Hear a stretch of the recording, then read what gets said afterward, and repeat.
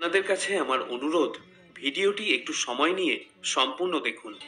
যারা ভগবত গীতার বিষয়বস্তু সহজ বাংলায় জানতে চান, এই ভিডিওটি হলো তাদের জন্য। শ্রীমদ্ ভগবত গীতা এই গ্রন্থটি শুধুমাত্র একটি ধর্মের জন্যই নয়, এটি পৃথিবীর সমস্ত ধর্মের মানুষের পড়া এবং বোঝা উচিত। ভগবত গীতা এমন একটি গ্রন্থ যা মানুষকে বাঁচার সঠিক পথ নির্দেশ করে। গীতা জীবনে ধর্ম, কর্ম এবং প্রেমের পাঠ শেখায়। শ্রীমদ্ ভগবত গীতার জ্ঞান মানুষের জীবন এবং মৃত্যুর পরের জীবনের জন্য অত্যন্ত উপযোগী। গীতা শুধুমাত্র একটি গ্রন্থ নয়, এটি হলো একটি জীবন দর্শন, এবং তা অনুসরণ করা প্রত্যেকটি ব্যক্তির পক্ষে সর্বশ্রেষ্ঠ পন্থা। যে ব্যক্তি গীতার পথ অবলম্বন করে সেই ব্যক্তিও সর্বশ্রেষ্ঠ হয়। শোনা যায়, যে ঘরে প্রত্যেক দিন গীতা পাঠ করা হয়, ভগবান শ্রীকৃষ্ণ স্বয়ং সেই বাড়িতে বিরাজ করেন। গীতায় মোট 18টি অধ্যায় এবং 700 শ্লোক আছে, যা প্রত্যেকের পক্ষে পড়া এবং বোঝা একটু কঠিন হয়ে পড়ে। তাই আজকের এই বিশেষ ভিডিওতে শ্রীমদ্ ভগবত গীতার 251টি শ্লোকের সহজ বাংলা অনুবাদ আপনাদের সামনে উপস্থাপন করছি। সনাতন ধর্মের সর্বশ্রেষ্ঠ গ্রন্থ এই ভগবত গীতার বাণীগুলি পারলে প্রতিদিন শ্রবণ করবেন। ভগবান শ্রীকৃষ্ণ বলেন, যেরকম অন্ধকারে আলো উজ্জ্বল হয়, ঠিক সেরকমই সত্য সবসময় উজ্জ্বল হয়। এই জন্য তিনি মনুষ্যকে সর্বদা সত্যের পথেই চলতে বলেছেন। আমাদের শরীরের মধ্যে যে আত্মা রয়েছে তা হলো অবিনশ্বর। এই আত্মাকে অস্ত্র দিয়ে ছেদন করা যায় না। অগ্নি তাকে জ্বালাতে পারে না, জল তাকে ভেজাতে পারে না, এমনকি বায়ু তাকে শুষ্ক করতে পারে না। যেরকম মনুষ্য তার পুরাতন বস্ত্র পরিত্যাগ করে নতুন বস্ত্র পরিধান করে, আত্মাও সেরকম পুরাতন জীর্ণ শরীর পরিত্যাগ করে নতুন শরীর ধারণ করে। এটাই প্রকৃতির নিয়ম।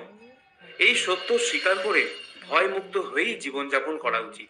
প্রকৃত জ্ঞানী ব্যক্তিরা না তো মৃত ব্যক্তির জন্য শোক করেন, না তো জীবিত ব্যক্তির জন্য শোক করেন, কারণ তিনি জানেন যে ব্যক্তির মৃত্যু হয়েছে তার জন্ম হওয়া নিশ্চিত, আর যে ব্যক্তি জীবিত আছেন তার মৃত্যু হওয়া নিশ্চিত। কর্মই হলো মনুষ্যের সব থেকে বড় ধর্ম। ভগবান শ্রীকৃষ্ণ গীতায় অর্জুনকে বলেছেন, মানুষ কর্ম করার জন্যই জন্মগ্রহণ করে, আর কর্ম না করে কেউ এক মুহূর্তও থাকতে পারে না। শয়নে, স্বপনে, জাগরণে সমস্ত ব্যক্তি কর্ম করে থাকে। এটাই হলো নিয়তি, এটাই হলো প্রকৃতির ধর্ম। শ্রীকৃষ্ণ বলেন, পরিণামের চিন্তা না করে মানুষকে কর্তব্য পালন করতে হবে, সব সময় ভালো কর্ম করতে হবে, কারণ কর্ম এমন একটি ফসল যা মানুষকে কোনো না কোনো দিন কাটতেই হবে। যা হয়ে গেছে তা ভালোর জন্যই হয়েছে, যা হচ্ছে তা আমাদের ভালোর জন্যই হচ্ছে, আর ভবিষ্যতে যা হবে তা আমাদের ভালোর জন্যই হবে। তুমি অতীতের জন্য অনুশোচনা করো না এবং ভবিষ্যতের জন্যও চিন্তা করো না। এটা বর্তমান, এই বর্তমানকে উপভোগ করতে শেখো। তোমার এমন কিছু হারায়নি যার জন্য তুমি কাঁদছো। তুমি এমন কিছু আনোনি যা হারিয়ে গেছে। তুমি এমন কিছু সৃষ্টি করনি যা নষ্ট হয়ে গেছে। না তো তুমি সাথে করে কিছু এনেছো, না তো তুমি সঙ্গে করে কিছু নিয়ে যেতে পারবে।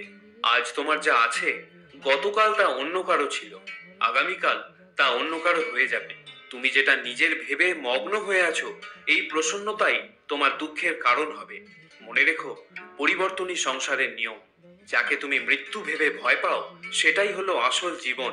নিজের মন থেকে তোমার, আমার, ছোট বড়, আপন পর এইসব বিভেদকে মুছে ফেলো।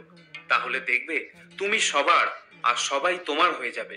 এই শরীর তোমার নয়, তুমিও এই শরীরের নয়। এই শরীর পৃথিবী, জল, অগ্নি, বায়ু দ্বারা সৃষ্ট। মৃত্যুর পর এই শরীর এগুলোতেই বিলীন হয়ে যাবে। তাহলে তুমি কে? তুমি নিজেকে ভগবানের ওপর ছেড়ে দাও। তোমার জন্য এটাই সর্বোত্তম উপায়। যে ব্যক্তি ভগবানের সমর্থন পেয়ে যায়, সে ভয়, চিন্তা, উদ্বেগ এবং শোক থেকে মুক্ত হয়ে যায়। শ্রীকৃষ্ণ বলেন, আমি সবের শুরু। আমি শুরুর আগেও ছিলাম, আবার সবকিছু শেষ হয়ে যাবার পরেও থাকবো। সবই আমার মধ্যে আছে, আর আমিও সবার মধ্যে আছি। এই পৃথিবী, চন্দ্র, সূর্য, মাটি, বায়ু, জল সবই আমার সৃষ্টি। আমি ভগবান, শয়তান, রাক্ষস এবং মনুষ্যকে সৃষ্টি করেছি। আমি ব্রহ্মা, আমি বিষ্ণু, আমি মহেশ্বর। আমি পৃথিবীর মধুর সুগন্ধ, আমি অগ্নির উষ্ণতা, সব জীবিত প্রাণীর জীবন এবং সন্ন্যাসীদের আত্মসংযমও আমি। আমি সবার পালন করি, আবার আমি সবকিছু বিনাশও করি। আমি এই পৃথিবীর সমস্ত প্রাণীকেই চিনি। কিন্তু বাস্তবে আমাকে কেউই জানতে পারে না। যখনই এই পৃথিবীতে পাপ ও অধর্ম বৃদ্ধি পায়, তখন আমি সাধুদের পরিত্রাণ করতে এবং পাপীদের বিনাশ করতে এই ধরাধামে যুগে যুগে অবতীর্ণ হই। মানুষের রাগ তার সব থেকে বড় শত্রু। এই রাগ মানুষকে নরকের দরজা পর্যন্ত নিয়ে যেতে পারে। রাগের কারণে মানুষের মন অশান্ত হয়, সে আবেগের বশে অনেক সময় নিজের ক্ষতি নিজেই করে বসে। মনের ওপর নিয়ন্ত্রণ রাখা অত্যন্ত জরুরি। মানুষের মন বায়ুর মতো চঞ্চল হয়। মন মানুষকে কাম ভাবনার ওপরে নিয়ে যায়। যদি জীবনের সফলতা অর্জন করতে চাও, তাহলে মনকে নিয়ন্ত্রণ করতে শেখো। মনকে বশে আনতে পারলে তোমার সমস্ত মনের শক্তি কেন্দ্রীভূত হবে, যার ফলে কর্মে সফল হওয়ার সম্ভাবনাও বৃদ্ধি পাবে। গীতায় ভগবান শ্রীকৃষ্ণ অর্জুনকে বলেছিলেন, যে ব্যক্তি নিজের মনের ওপর নিয়ন্ত্রণ লাভ করেছে, সেই ব্যক্তি সমস্ত উদ্বেগ এবং দুশ্চিন্তা থেকে নিজেকে দূরে রাখতে পারে।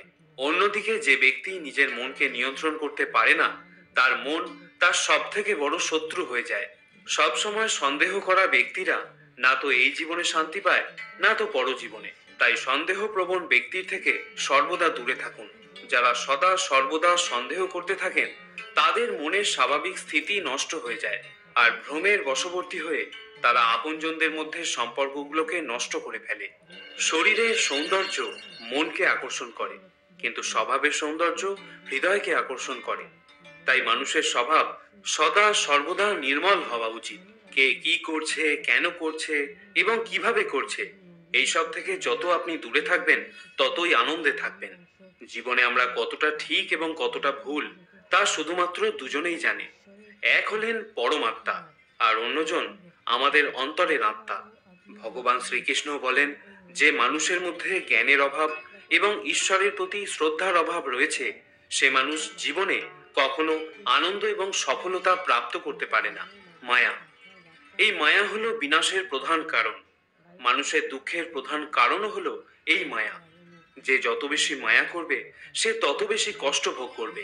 ভগবান বলেন, যে কঠিন পরিস্থিতিতেও তোমার পাশে থাকে, তাকে তুমি সর্বদা পাশে রেখো। কিন্তু যে তোমার সাথে প্রতারণা করে, তাকে বিশ্বাস করার ভুল কখনো করো না। যেখানে তোমার সম্মান নেই, সেখানে কখনোই যাওয়া উচিত নয়। যেখানে তোমার সম্মান নেই, সেখানে কখনোই যাওয়া উচিত নয়, সেটা কারো বাড়ি হোক বা হৃদয়। অন্যথায় লোকেরা তোমাকে বোকা এবং দুর্বল মনে করবে। যদি বৃষ্টির আকাল হয়, তাহলে ফসল নষ্ট হয়ে যায়, আর আকাল যদি সংস্কারের হয়, তাহলে সম্পর্ক নষ্ট হয়ে যায়। যারা বলেন যে তাদের কাছে সময় নেই, আসলে তাদের প্রিয় মানুষের তালিকায় আপনার নামই নেই। সব সময় ভালো কথা বলো, মধুর কথা বলো, কারণ কোনো সময় সেই কথা যদি আপনাকে ফেরত নিতে হয়, তাহলে তা যেন তিক্ত না মনে হয়। নিজের আত্মসম্মান এবং স্বাভিমানকে উজ্জীবিত রাখুন, না হলে লোক আপনাকে সেখানে অধিকার দেখাবে যেখানে শুধুমাত্র আপনার অধিকার আছে। মনে রাখবেন, যতক্ষণ না পর্যন্ত আপনি নিজের কাছে নিজেই পরাজিত হচ্ছেন, ততক্ষণ এই পৃথিবীর কেউ আপনাকে হারাতে পারবে না। দুর্বল আপনি নন, আপনার সময়। আর সময় সবারই বদলায়। আপনি শুধু নিজের কর্ম করে যান, আর বাকি সবকিছু পরমাত্মার উপরে ছেড়ে দিন। যে কখনো জীবনে সংকট অনুভব করেনি, সে কখনো নিজের শক্তিকে অনুভব করেনি।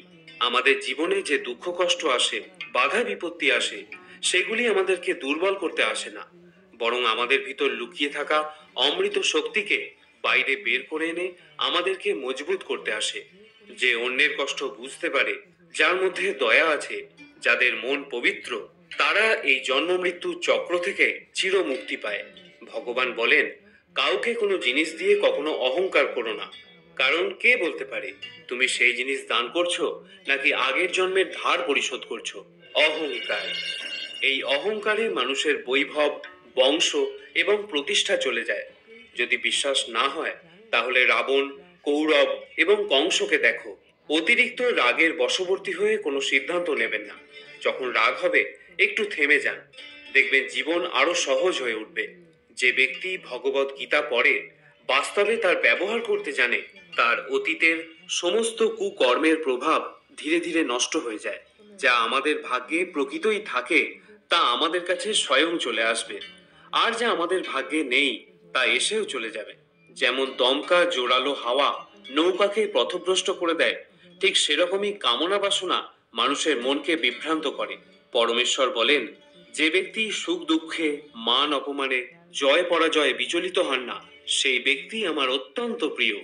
যখন কোনো সৎ এবং বুদ্ধিমান মানুষ সম্পর্ক বজায় রাখা বন্ধ করে দেয়, তখন বুঝে নেবেন তার আত্মসম্মানে নিশ্চয়ই কোথাও আঘাত লেগেছে। মনে রাখবেন, ভালোবাসা সবসময় ক্ষমা চাইতে পছন্দ করে, কিন্তু অহংকার সর্বদা ক্ষমা শুনতে পছন্দ করে। এক নামের হাজারো মানুষ থাকতে পারে, তাই নাম নয়, কর্মই তোমার আসল পরিচয়। যতটা সম্ভব নিশ্চুপ থাকাই শ্রেয়, কারণ সব থেকে বেশি অপরাধ মানুষের জিহবাই মানুষকে দিয়ে করায়। কাউকে প্রতারণা করা বা ছলনা করা হলো ঋণের মতো, যা আপনি একদিন অন্য কারোর থেকে অবশ্যই ফেরত পাবেন। আমরা চক্ষু দিয়ে সবাই দেখতে পাই, কিন্তু একটি ভালো দৃষ্টি হলো সেটাই যে নিজের মধ্যে দোষ এবং অন্যের গুণ দেখতে পায়। সেই ব্যক্তিকে কখনো বিশ্বাস করো না যে সময়ের সাথে নিজের স্বভাবকে পরিবর্তন করে ফেলে। জীবনে কখনো অন্যের সাথে নিজেকে তুলনা করবেন না।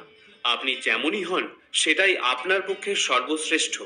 আমরা আমাদের জীবন পরিবর্তন করার সময় পাই, কিন্তু সময় পরিবর্তন করার জন্য নতুন জীবন পাওয়া যায় না। যা হওয়ার থাকে তা হয়েই থাকে, আর যা হওয়ার নয় তা কখনোই হয় না।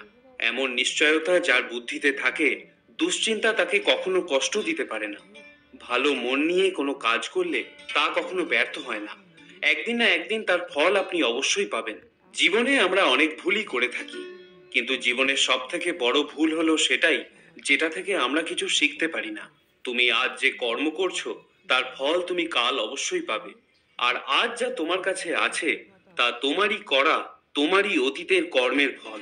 শ্রীকৃষ্ণ বলেন, যে মানুষ শ্রদ্ধা সহকারে আমাকে ভক্তি করে, আমি তাকে সেই সব জিনিস দিয়ে থাকি যা তার কাছে নেই, আর যা তার কাছে থাকে আমি তাকে রক্ষা করি।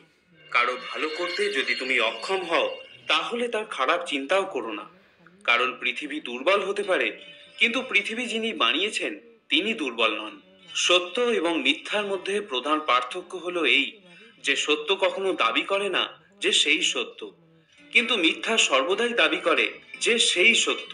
শ্রীকৃষ্ণ বলেন যে কুকর্ম করা মানুষ রাক্ষস প্রবৃত্তির সঙ্গে জুড়ে আছে, আর মায়া যাদের বুদ্ধি হরণ করেছে তারা আমাকে পাওয়ার চেষ্টা কখনোই করে না। সৎসঙ্গ ব্যক্তিদের সর্বদা ভালো ব্যবহার করা উচিত, কারণ তাদের পদচিহ্নের ওপরই সামান্য ব্যক্তিরা নিজেদের পথ তৈরি করে। সঠিক কর্ম সেটা নয় যার পরিণাম সর্বদা সঠিক হয়, বরং সঠিক কর্ম হলো সেটা যার উদ্দেশ্য কখনো খারাপ হয় না। মানুষ সর্বদা তার ভাগ্যকে দোষারোপ করে, এটা জেনেও যে ভাগ্যের ওপরে হলো কর্ম, যা তার নিজের হাতেই আছে। জন্মের সাথে সাথে মৃত্যু নির্ধারিত হয়ে যায়, তাই যা অবশ্যম্ভাবী তাকে ভেবে শোক করে কি লাভ। মানুষ তার হৃদয় থেকে যা দান করতে পারে হাত দিয়ে তা করতে পারে না, আর নিশ্চুপ থেকে সে যা বলতে পারে তা শব্দ দিয়ে প্রকাশ করতে পারে না। যে জিনিস আমাদের হাতের বাইরে তার জন্য সময় নষ্ট করা মূর্খতার লক্ষণ। ইতিহাস বলে গতকাল সুখের ছিল, বিজ্ঞান বলে আগামীকাল সুখের হবে, কিন্তু ধর্ম বলে যদি মানুষের মন পরিষ্কার ও নির্মল হয় তাহলে প্রতিটা দিনই সুখের হবে। খুব সুখে এবং খুব দুঃখে কখনো কোনো সিদ্ধান্ত নেওয়া উচিত নয়, কারণ এই দুই পরিস্থিতি আপনাকে কখনো সঠিক সিদ্ধান্ত নিতে দেয় না। ভগবানের কাছে করা প্রার্থনা দ্বারা মানুষের পরিস্থিতির পরিবর্তন হোক বা না হোক, কিন্তু ওই প্রার্থনা মানুষের চরিত্রের পরিবর্তন অবশ্যই আনবে। আমাদের অতিরিক্ত চিন্তা এবং মনের ভয় এমন একটি রোগ যার ফলে আমাদের আত্মশক্তি ভেঙে যায়। ভগবান শ্রীকৃষ্ণ গীতায় বলেছেন, হে অর্জুন, যারা আমার পরম ভক্ত, যারা সর্বদা আমাকে স্মরণ করে এবং একক চিত্তে আমার উপাসনা করে, আমি স্বয়ং তাদের প্রত্যেকের কল্যাণের দায়িত্ব গ্রহণ করে থাকি। ভালো কাজ করার পরও মানুষ শুধু তোমার খারাপ কাজগুলোই দেখবে, তাই লোকে কি বলবে তাতে কান দিও না, নিজের কাজ নিজে করে যাও। শ্রীকৃষ্ণ বলেন, আমি কারো ভাগ্য তৈরি করি না, সবাই তার নিজের ভাগ্য নিজেই তৈরি করে। হয় তুমি সময়ের সাথে বদলে যাও, অথবা সময়কে বদলাতে শেখো, কিন্তু ভাগ্যকে কখনো দোষারোপ করো না। যে কোনো পরিস্থিতিতে চলতে শেখো। অন্যের জীবনকে পরিপূর্ণতার সাথে অনুসরণ করার থেকে নিজেকে জেনে অসম্পূর্ণভাবে বেঁচে থাকাও শ্রেয়। সংসারের কোনো মানুষই সর্বগুণসম্পন্ন নিখুঁত নয়, তাই কিছু ভুল ত্রুটিকে নজর এড়িয়ে গিয়ে সম্পর্কগুলোকে টিকিয়ে রাখুন। মানুষের মানবতা ঠিক সেই সময় নষ্ট হয়ে যায় যখন সে অন্যের দুঃখে আনন্দ পেতে শুরু করে।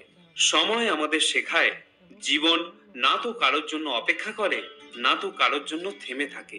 মানুষকে তার কর্মের সম্ভাব্য ফলাফলের দ্বারা প্রাপ্ত জয় পরাজয়, লাভ ক্ষতি, সুখ দুঃখ ইত্যাদির সম্ভাব্য পরিণতির কথা ভেবে চিন্তাগ্রস্ত হওয়া উচিত নয়।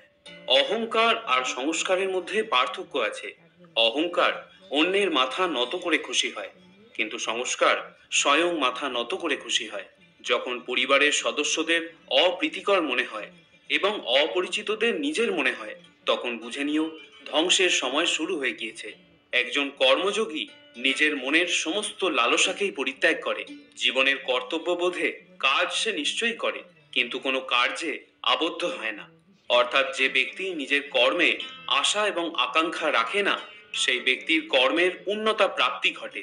যার মন সফলতা এবং বিফলতায় সমভাবাপন্ন থাকে, সেই রূপ ব্যক্তিকেই কর্মযোগী বলা হয়, এবং এই রূপ ব্যক্তি জীবনে বারংবার সফল হয়। গীতায় ভগবান শ্রীকৃষ্ণ অর্জুনকে বলেছিলেন, হে অর্জুন, আশা থেকে কামনার উদ্ভব হয়, কামনা থেকে অসন্তোষের উদ্ভব হয়, অসন্তোষ থেকে ক্রোধ উৎপন্ন হয়, আর এই ক্রোধ থেকে মোহ জন্ম নেয়। এই মোহ উৎপন্ন হলে মানুষ আচার ব্যবহারের জ্ঞান ভুলে যায়। জ্ঞান ভুলে গেলে বুদ্ধি চলে যায়, সে অনুচিত কার্য করতে থাকে এবং সমাজ এইরূপ ব্যক্তিদের শত্রু হয়ে যায়। তাই হে অর্জুন, তুমি সমস্ত কর্ম আমাকে সমর্পণ করে সমবুদ্ধিরূপ যোগ অবলম্বন করো। মতপরায়ণ হয়ে নিরন্তর আমাকে পাওয়ার চেষ্টা করো। তাহলেই তুমি আমার কৃপায় সনাতন অবিনাশী পরম পদ প্রাপ্ত হবে।